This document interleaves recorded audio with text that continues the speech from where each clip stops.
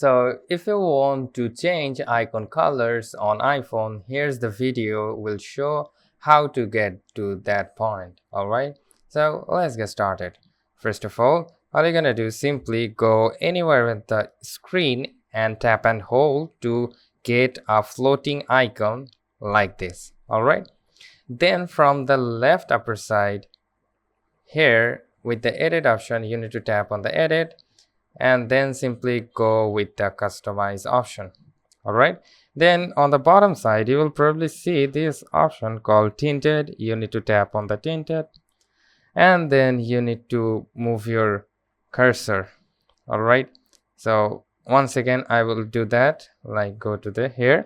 Now if we go to the first slider, as you can see, we can change the color of the icons according to the color I am selecting on the first slider. Alright, so I will go with this color and I will make it like more transparent with the color. So I will move the bottom slider. So after editing all of this, you need to just tap on the home screen, anywhere in the home screen, like here or there home screen, and you will be good to go. So thank you so much guys for watching and have a very good day.